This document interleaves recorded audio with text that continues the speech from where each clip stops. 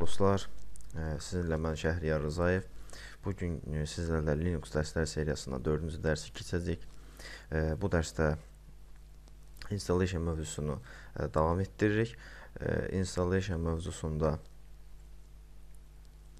bu dərsdə bir çox yeniliklər var və ümumiyyətlə bizim tapşırığı gəlin gözdən keçirdək.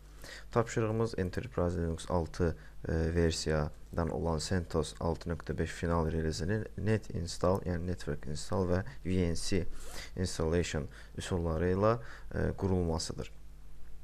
Bu install zamanı bir çox fərqli addımlar edəcəyik ki, biz onları bir-bir keçəcəyik və ümumiyyətlə mən artıq bu haqda bir guide yazmışam və onun üzərindən gəlin qısa olaraq keçək. İlk öncə yeniliklərdən biri olan boot zamanı static IP və digər network configuration dəyişənlərinin verilməsidir ki, bunun ümumi olaraq boot options adlandırırıq və gördüyünüz kimi biz artıq network managerdən yox və yaxud da text-based üsulda olduğu kimi manual olaraq edit etməyəcək. Bir dəfə installation zamanı, ilkin installation zamanı boot olduqda bu dəyişənlərin qiymətlərini təyin etməklə biz artıq öz static IP-mizi vermiş oluruq. Network installation üsulu məntiq bundan ibarətdir ki, biz installation mediamızı, yəni DVD ISO faylımızı web accessible remote bir direktoriyada mount edirik. Daha sonra install etdikdə həmin URL-i, həmin remote direktoriyanın URL şəklində biz installationa təqdim edirik və installation artıq CD və yaxud da DVD-dən boot olmur, məhz bu remote URL-dən boot olur. Yəni install fayllarını oradan götürür. Buna nail olmaq üçün artıq bizim web serverimiz olmalıdır. Web serverin məndə artıq quruludur və start olunub. Gördüyünüz kimi Apache 2.4.6 versiya web serverimiz artıq hazırdır. Daha sonra ikinci addımda biz mount üçün direktoriya qurmalıyıq ki, bunu da gəlin birlikdə edək.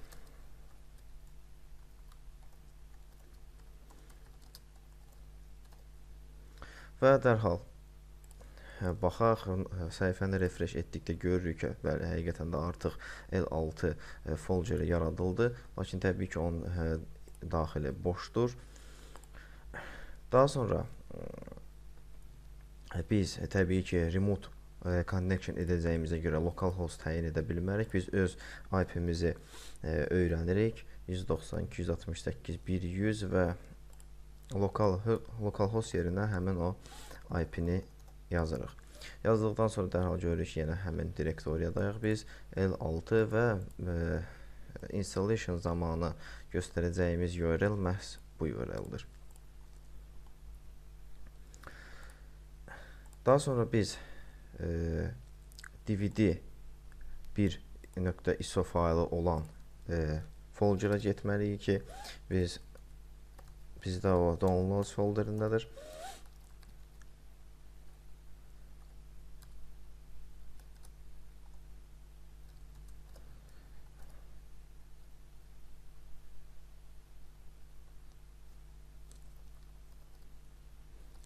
Bəli, görürük ki, burada da bizim faylımız dvd1.iso və həmin faylı yenicə yaratdığımız var www.l6 papkasına mount etməliyik. Mount komandası da ki, aşağıdakı qaydadadır.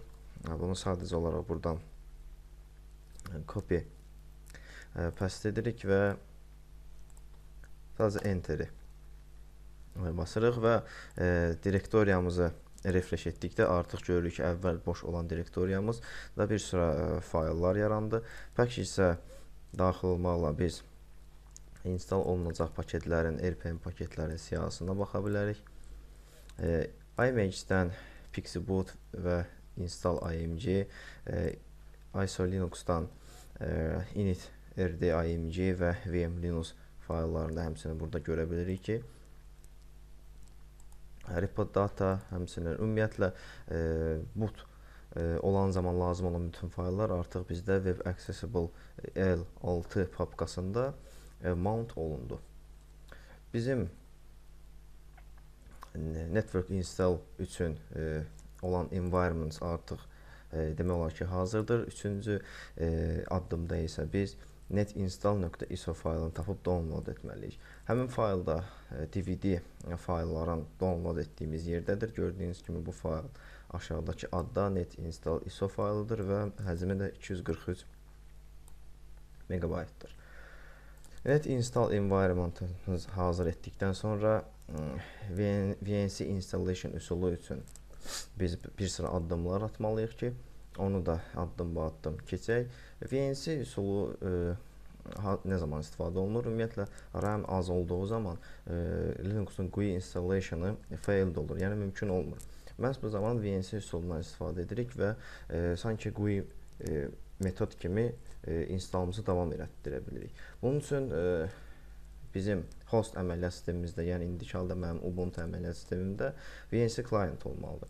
VNC client'dan biri olan Vinegran'ı aşağıdakı komandaları install edirsiniz və Win yazdıqda artıq Remote Desktop Viewer bu şəkildə bir proqram açılır. Connect oluruq, VNC seçirik və burada host yazırıq. Bu host da bizə installation zamanı verilən IP və portdan ibarətdir. Bura iləriki vaxtda qayıdacaq.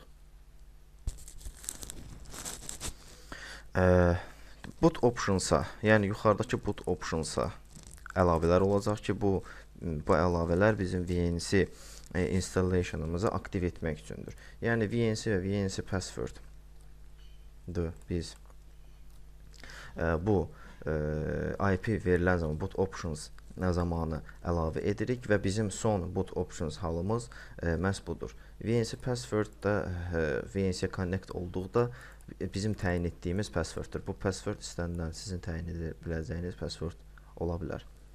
Daha sonra da install-a connect olub installımızı davam elətdiririk. Bizim bütün environmentımız ümumi hazırdır. Gəlin dərhal işə başlayaq. 6.5 versiya, 64 bit. RAM-ımız çox vermirik, qəsdən elə 512 saxlayırıq. Daha sonra next və bu dəfə gəlin həcmimizi biraz çoxaldaq və 70 GB virtual yaddaş təyin edək. Create etdikdən sonra dərhal yaranır və settingsə daxil olub network hissəsində dəyişiklik edirik. Storage-də netinstall ISO faylını biz seçirik. Yenicə download netinstall.iso faylını seçirik, OK edirik və start edirik.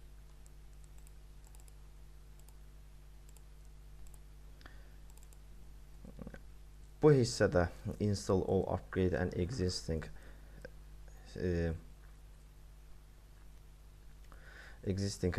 clause-da biz tabı basmaqla bayaq göstərdiyim boot options-ı edit edirik.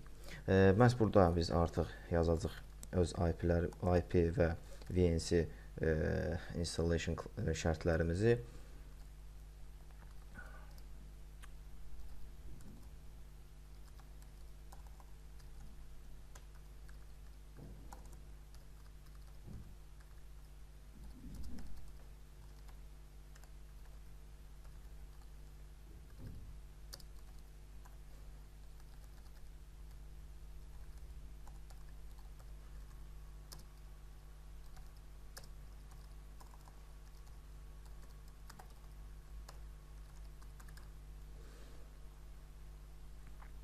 Bir daha yoxlayırıq ki, hər şey doğrudurmu? Bəli, görünür ki, heç bir səhvimiz yoxdur və sadəcə bu boot options edit etdikdən sonra sadəcə enteri basırıq və bizim installationımız artıq başlayır.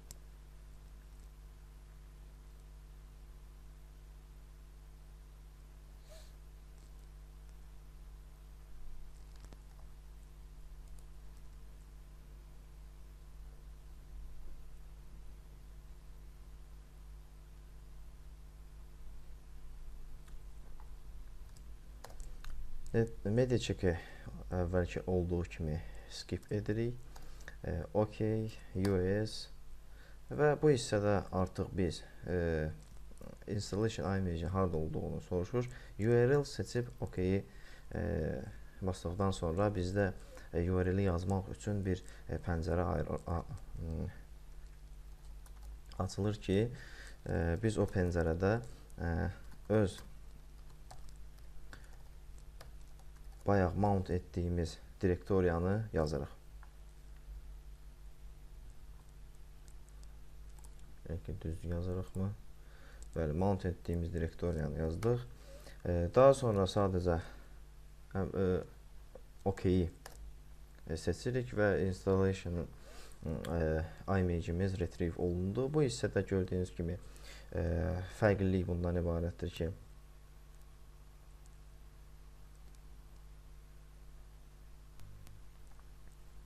əslində mən yəqin ki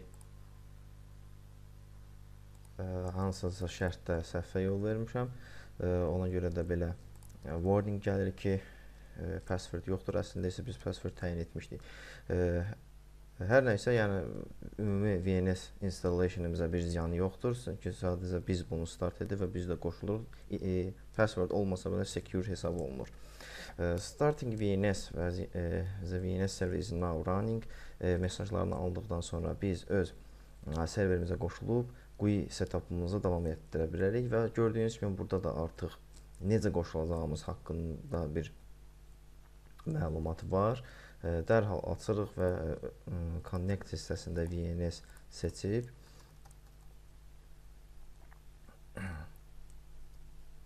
IP-miz bizdə 66-dır. 66.1 connect olur və gördüyünüz kimi password istəmədən, yəni password təyin olunmadığına görə bizə dərhal installation screen gəldi. Next edirik və öz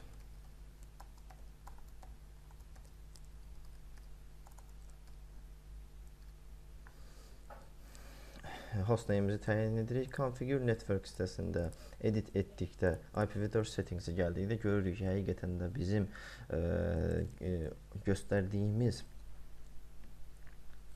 boot optionslar apply olunub və burada heç bir dəyişiklik etməyə ehtiyac yoxdur. Bu da bizi əlavə işdən azad edir. Next edirik. Bakı seçirik. Root password'ımızı təyin edirik. Use all space, yəni biz fresh install olduğuna görə use all space edirik. Review and modify partitioning layout-u seçirik. Next edirik və gördüyümüz kimi bizdə avtomatik olaraq artıq deməli boot, root, home və swap mount point-lər yaradıldı. Volume groups yaradılıb və volume groupun adı gördüyünüz kimi Linux server 5, hostname'imiz bundan ibarətdir. Hard drive'ımız isə SD2 bizim verdiyimiz gigabayt qədərdir. Və SD1 boot olaraq ayrılıb. Biz bu əvvəlki dərslərdəki installationlarda görürdük ki, home ayrılmırdı, home manual olaraq ayrılır. Bu ayırırdıq. Bunun səbəbi ondan ibarətdir ki, 50 GB-dan kiçik hard drive'larda home option yaradılmır. 50 GB-dan çox verdiyimizə görə isə bizdə avtomatik olaraq bu yaradıldı və məsləhət verildi. Biz indiki configuration-la çox razıyıq, necə deyərlər, və next edirik. Daha sonra write change to disk etməklə bizim installationımız başlayır. Installation davam edərkən əsas main pəncərədən nə yazıldığına diqqətlə baxdıqda görürük ki, burada heç bir addımlar olmur. Sadəcə starting graphical installation yazır və bizim graphical installationımız həqiqətən də davam etməkdədir. Bu arada da next edirik. Bu hissədə bizə desktop environment lazım deyil. Basic server, database server, web server sizə lazım olan ümumiyyətlə hər hansı server növünü seçirik və customize now etməklə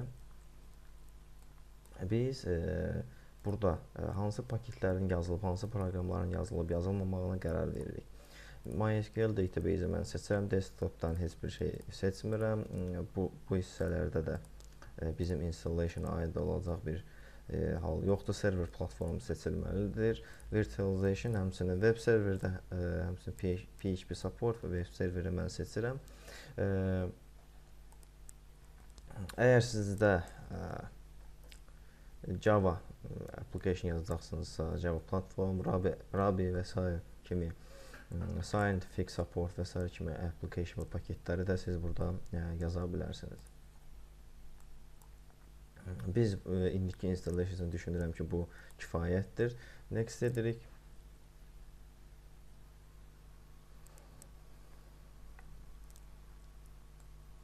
Və bizim installationımız prosesdədir və başlayacaq. Əvvəlki dərslərdən heç bir fərqi yoxdur. Installation özü straightforwarddır, yəni biz müəyyən vaxt keçir və gözləməliyik ki, bütün paketlər yazılsın və ilkin rebootu bizdən istəsin. Installation bitənə qədər mən pause edirəm. Bəli, bizim installation artıq bitdi və ilkin rebotumuzu bizdən istəyir. Reboot etdikcə təbii ki, VNC connectionımız itməlidir və gördüyünüz kimi connection closed yazır. Dərhal VirtualBox main installation page-ə gəldikdə görürük ki, həqiqətən də reboot komandası işləyib və sistem reboot olur.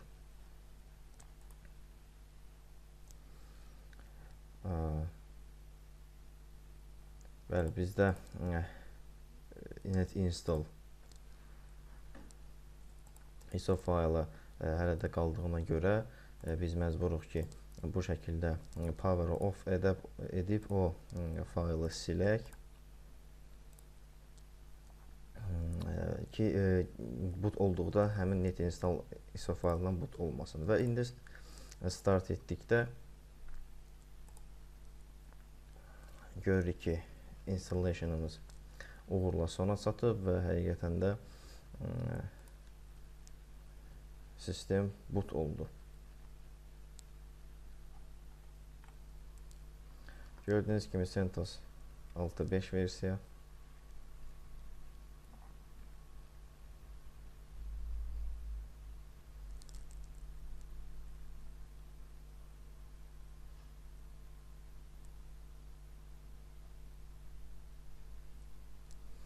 Və həqiqətən də bizim təyin etdiyimiz hostname də artıq burada görüldü. Root olaraq login olaq. Dərhal statik IP-mizin verilib verilmədiyinə baxaq. Görürük ki, statik IP-miz uğurla verilib və network configurationımız da düzdür. Bugün biz sizlərlə fərqli bir installation üsulu olan NetInstall və VNS installation'dan danışdıq. Ümumi environment'ı birlikdə hazırladıq və uğurla install etdik. Düşünürəm ki, bu dərsdə sizlərə faydalı oldu. Gələn dərslərdə görüşənədək.